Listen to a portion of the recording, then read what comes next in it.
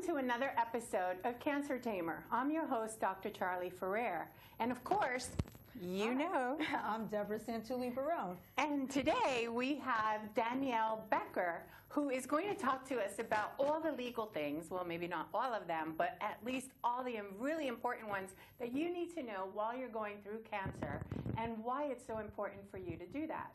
So let's put her on the spot. So thank you for coming here. Thank you for having me. And can you tell us a little bit about yourself so we can introduce you to our audience? Sure. So my name is Danielle Becker. I'm an attorney with Ettinger Law Firm. The law firm practices only elder law and estate planning, so that is our firm's specialty. Great. And so one of the reasons why we bring you in today is because we want our viewers and our listeners to learn a little bit about why it's so important to have estate planning and to have your will ready and health proxies and living wills and so on. And we're going to talk a little bit about those and why it's so important. And it's not just important for individuals that are chronically ill, like with a cancer diagnosis or any other cancer or any other diagnosis, but also the importance of just having it in your life for every day. You know, just because. That's definitely important because no matter what, it doesn't matter what time in your life that you're going through right now, whether it's something good or not so well, you still need it because things happen. Yeah. And you should have it in place, especially if you have children. And stepchildren too. You know, there's a lot to factor in when something happens. And just having someone be your health proxy is important because if you are not cognitive, you'd like someone that really knows what the heck is going on. So let's take each one. Yeah. So let's take each one individually. Well, yeah. So like what would you do? Let's talk about So let's talk about your will and your last testament. So why is it so important to have a will, last testament? Sure. We can just call it the will, right? Yeah, let's just call it a will and keep it simple. A will is a statement of where you want your assets to go if, God forbid, something were to happen to you. And it's important because a lot of people don't realize that if you don't have a will, the state says where your assets would go. And a lot of people assume, well, doesn't everything just go to my spouse? And that's not always the case. In some instances, it would go to the spouse and the children, and that's not always what people want. Sometimes they would want 100% to go to the spouse. Or sometimes people have other things in mind. They want to leave a legacy to other family members or to charities. So it's important to have your wishes stated. Okay. And can you make your own will? Can you just write one up and then have it notarized at the local bank? Is that going to hold up? Or? I wouldn't advise someone to do that because there are a lot of. Is that what you did? No, I actually did mine through CAP, which is Cancer Advocacy Program here in New York City. Mm-hmm. And for those of you that don't know what CAP does is that it actually allows you to be able to get legal assistance for free. There's other organizations out there, some attorneys, that also do pro bono work for individuals with cancer. And so being able to do that. And I guess, going back to your response was, not doing it yourself, not doing...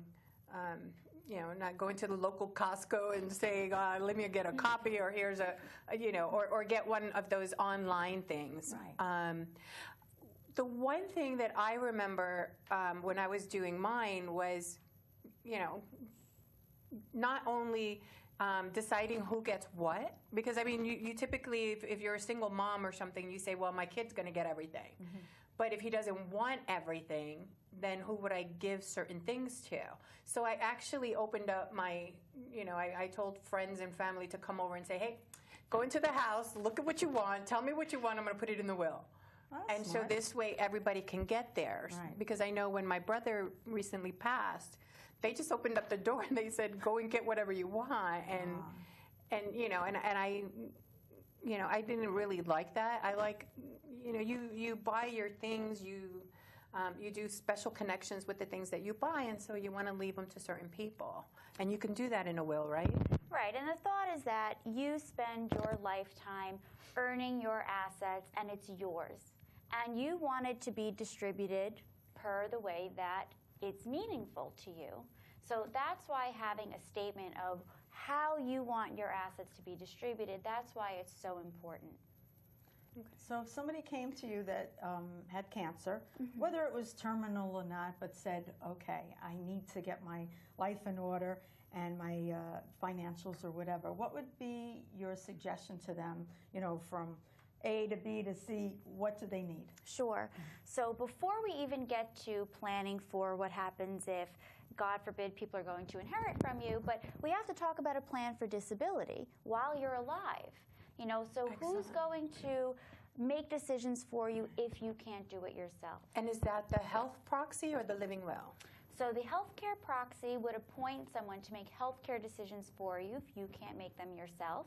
A living will is a statement for end-of-life decision-making, what your wishes are. And a power of attorney would appoint someone to make legal and financial decisions for you if you can't do that yourself. Or sometimes it's not that you're unable to do it yourself, but it's just not practical. So, for example, I had a client who had a stroke unexpectedly. She spent a few weeks in rehab, and while she was in rehab, she needed to know that she had someone who could make sure that her affairs were being handled. Once she was strong enough to do it again on her own, she was able to seamlessly step back in and start doing it again on her own. But she needed to know that she had the right paperwork in place to make sure that all of that was taken care of. Okay. And that's with the power of attorney. That's and you can do attorney. a limited power of attorney. So saying, I'll give you power of attorney from this, you know, from January to June. Right. Because you know there might be something, or for a year long. Can you also, in that power of attorney, say, well, you only handle these issues for me? Yes. So it's a very limited, so that you don't have to worry that, wow, I gave this person a power of attorney, they took off with my entire bank account. They're in Tahiti right now. Yeah, they're in Tahiti having fun. There are different types of powers of attorney for different types of situations. Okay. Usually when people come into the office, since they're usually appointing family members, they are typically picking someone who they're comfortable giving broad powers to. Right. But that being said, it's not the case for everyone, so you could pick and choose what powers you want someone to be able to handle for you. And it doesn't have to be a family member. It could be a trusted friend. Could be anyone you want. Could it be an an attorney, another attorney that it could be anyone. So it could be an attorney. Yes. Okay, great. And so then that's the that's like the living will, right? Or no, that's the power of attorney. Wait, So let's talk about with the power of attorney. Can you have more than one person on that? Yes, you may. So that if one person makes a horrible decision, the other one's there to say, "Wait a minute, we're Yes, not doing this." you Okay. could so do they that. can work in tandem. Yes. Okay. And that person would have to be at least 18 or over? Yes, they must be at least 18, they must be competent, there are certain restrictions, but generally you could pick who you want. Okay.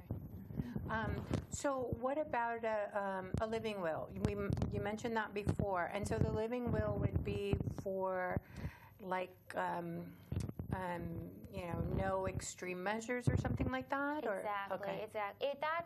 It's kind of end-of-life decision-making. You would give someone the power to say, you know what, if there's no reasonable expectation of my recovery, I don't want to be on a feeding tube, on a respirator, things of that nature. Okay. So like, do not resuscitate and stuff like that. In the Kind of hospital, they have thing. that, Kind of Right. thing. So anyway, so going back to what you said before, that would be how I would start the conversation if someone were to come into the office. Right. And then we could discuss different options for what an estate plan should look like.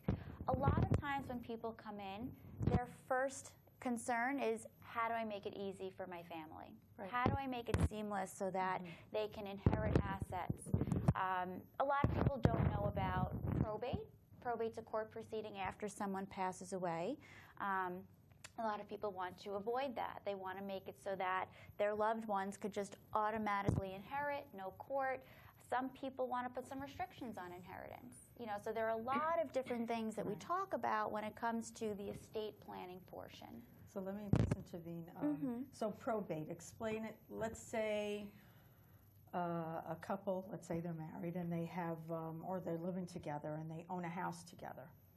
And probate, where does probate come in if there isn't a will? Is that how it is? Is that when it comes Well, in? remember, the will is just a statement of where you want your assets to go. The will does not avoid the court proceeding. What happens is, if you have a married couple, or if you hold an asset jointly with someone, then if something happens, the surviving person just automatically has access to that asset. And same thing if you list a beneficiary directly on an asset. The beneficiary could just claim the asset. But if there's an asset that... And when you're saying an asset, you mean an item, like your car or your house or your furniture or something like that? Is that what you mean by asset? I mean like a house, checking account, savings account, retirement account, any kind of investments, that kind of thing. Okay. So what happens is if there is an asset that is just in your name, individually, no beneficiaries, there's no one on the account, there's no one who can claim that asset. That's when probate would happen. Okay. Someone would have to bring the will to court. Usually it's the executor.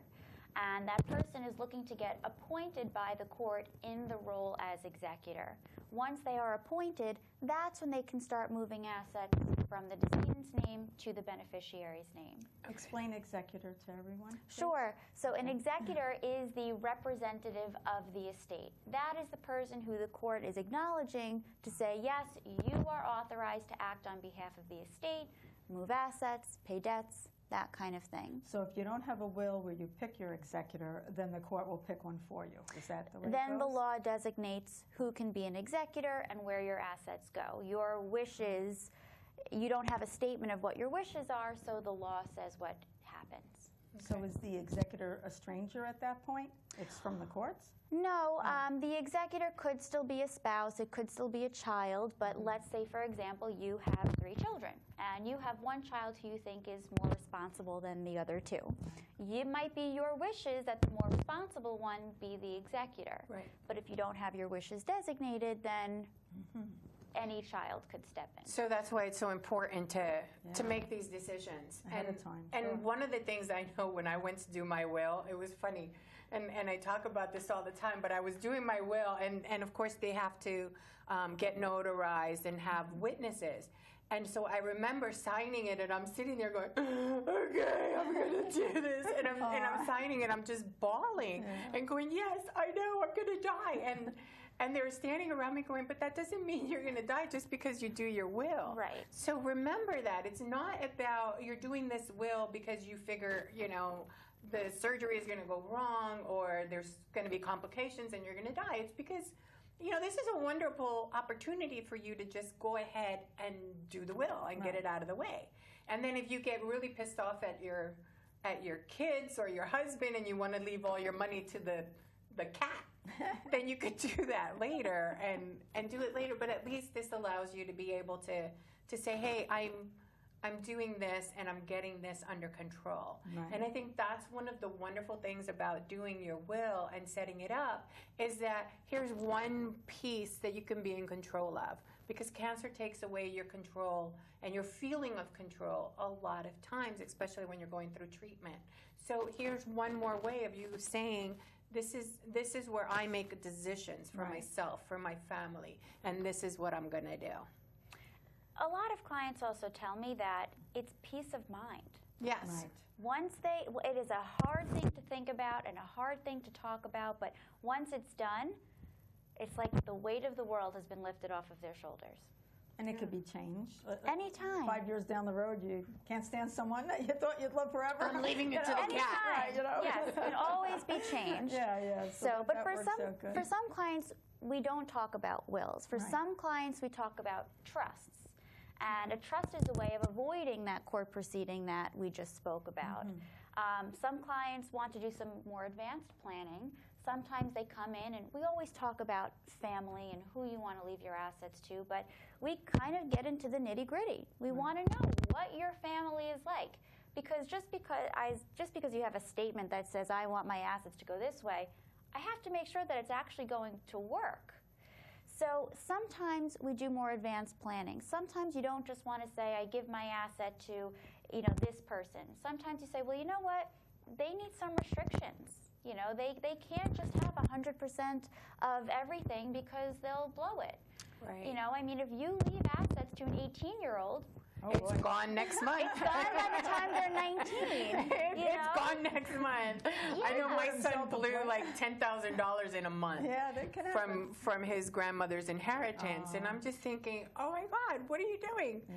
He's like, well, it's my money. Yeah, You know, he okay. had just turned 18, And now he doesn't have it. yeah, and now he doesn't have it. And within a month, he went through $10,000 worth of it, and I'm just thinking, what did you do? Yeah. What is wrong Hope it with was you? fun. I'm like, why didn't you share some with me? Yeah.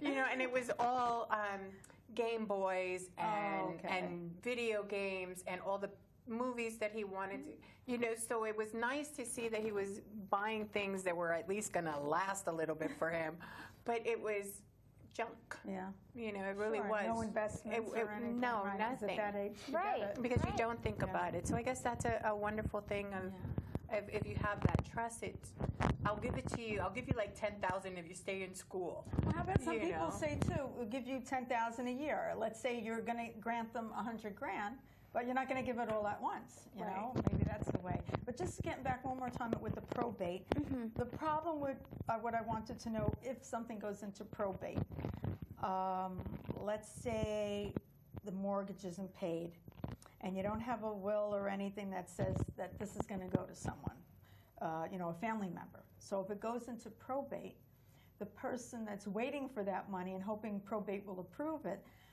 who pays the bills on that house? It is very hard for some families because until the probate is completed, real estate can't be sold, taxes can't be paid, the beneficiaries don't get their inheritance. Nothing can happen until the waiting. probate proceeding completes. And that can take months and years, right? Depending on the situation, yes. So it's very hard. I mean, especially if you have family, you know, children who have their own bills and their own families.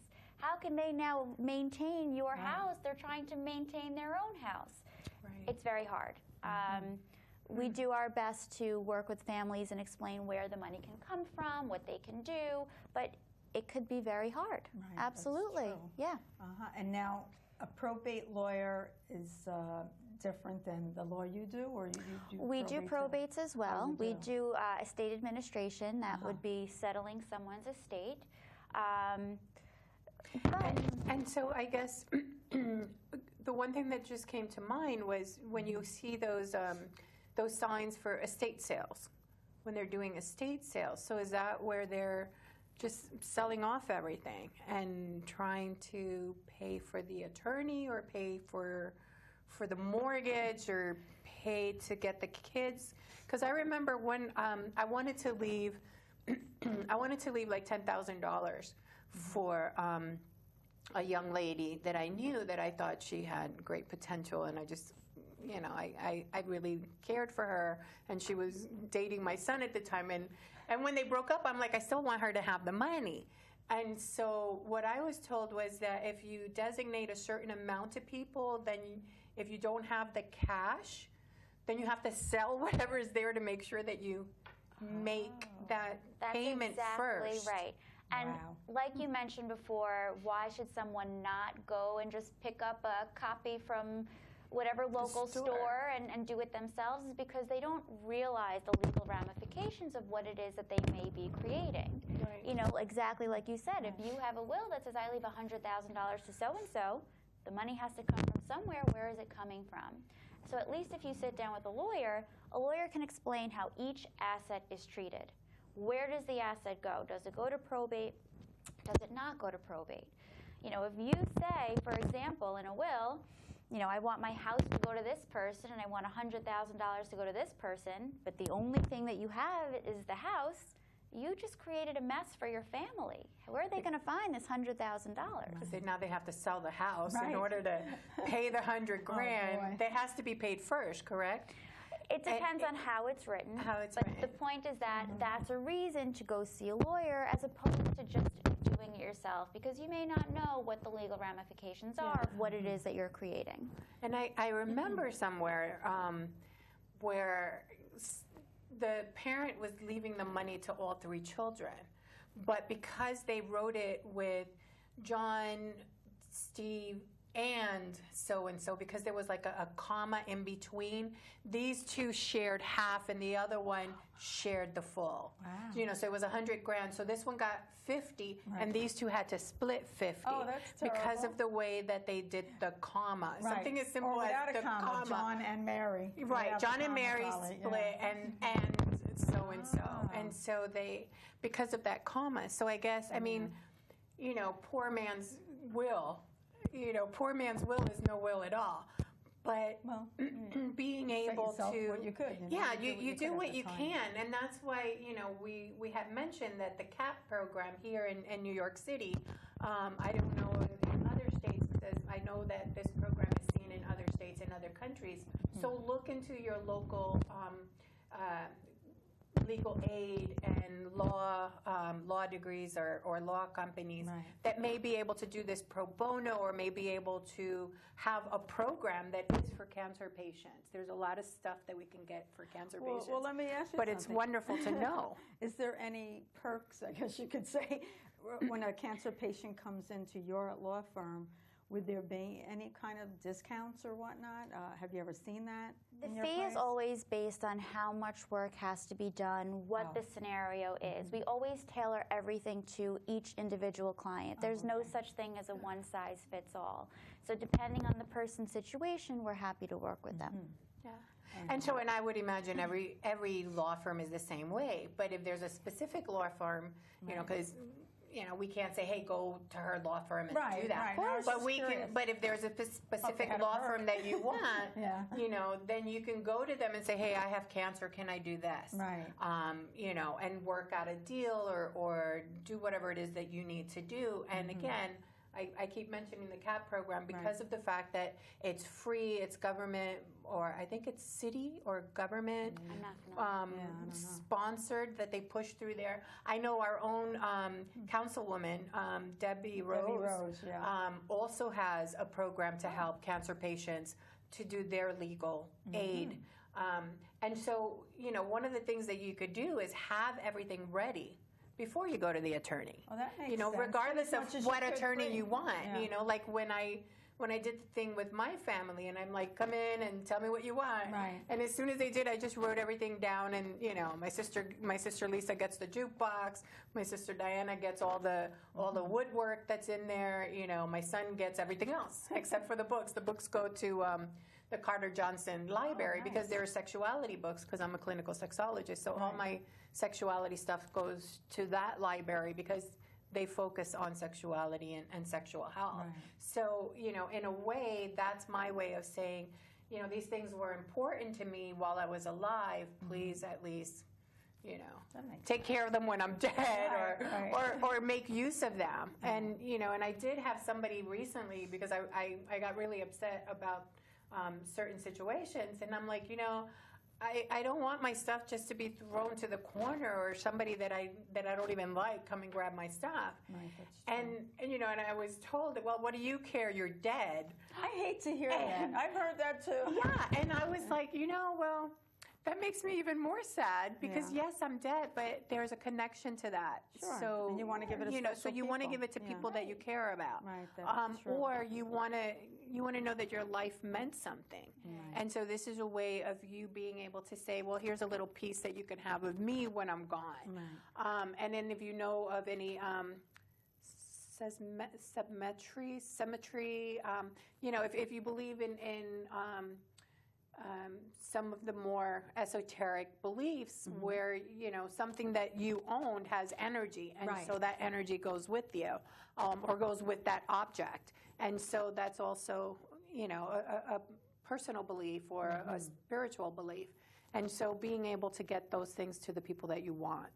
Right, that's true. And sharing what you want. That brings something to mind for me. I mean, sometimes clients come in and, like I said, we talk about the nitty-gritty of family when someone comes in. And sometimes they'll say to me, look, you know, I really want this to stay in my bloodline. You know, it's not that I don't love my in-laws, but this is something that's personal to me, and it's been in my family for years, and I want it to continue to stay in my family bloodline. So something else that we talk about when clients come in is, how do we keep assets in the bloodline so that everything passes by blood, not by marriage? Right. So if you leave assets to your child, and God forbid, tragically a few years later, your child passes away with a will that says, I leave everything to my spouse, then the spouse gets remarried, and your family assets, heirlooms, have moved into a different family.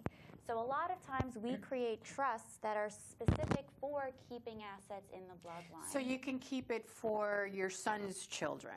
Right. Exactly. And so would that also allow it to not be able to then, like, say your child gets divorced, and so now these, so now your house is part of the divorce settlement, and then they have to split the house, and it goes That's exactly wherever. it. Okay. So the purpose of an inheritance trust would be to protect whatever assets your children get from you, from divorces, creditors, lawsuits, and keeps everything in the bloodline for the grandchildren.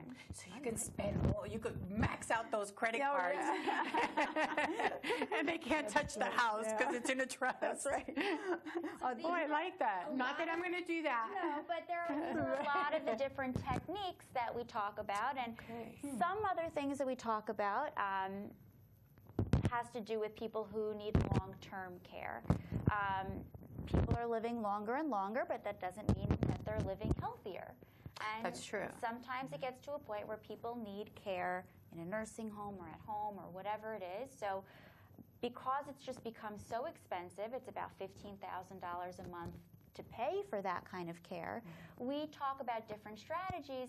How can we protect assets and get Medicaid to help pay for the care so that you don't have to deplete everything that you've worked so hard for your whole life? Because my understanding is in order to get the Medicaid or Medicare, you can't have the assets. Right. You have to relinquish and you have to get rid of all of those assets. And then it's like, it's crazy. And my whole thing is if you're going to spend $15,000 in an assisted care living, just get 2 or 3 people to come in and work with you. I love that commercial, the spies in the house, and you see the little old lady in the tub, and we have beauty days every day, and here's her aide helping her, curl her hair. Hard to find, but it is hard to find wonderful people, but it's very not hard to bring somebody into your home so that you can have your home, your care in your home. Enjoy your home and too at the and same so time. and that was one of the things that's wonderful to point out, that you do that you can have people come in, or you can set up for the multi-care or the trust or whatever. As you guys know, you listening out there in TV land and radio land, there's so many possibilities here and so much that we can talk about that will take us another whole show. But I'm getting from my producer that we better wrap it up. So I really want to thank Danielle for being here with us today. And thank you so much. Absolutely. Thank you for having me on. Deborah, and thank you so much for watching. You've been listening to Counselor Tamer. I'm Dr. Charlie Ferrer. Thanks for watching.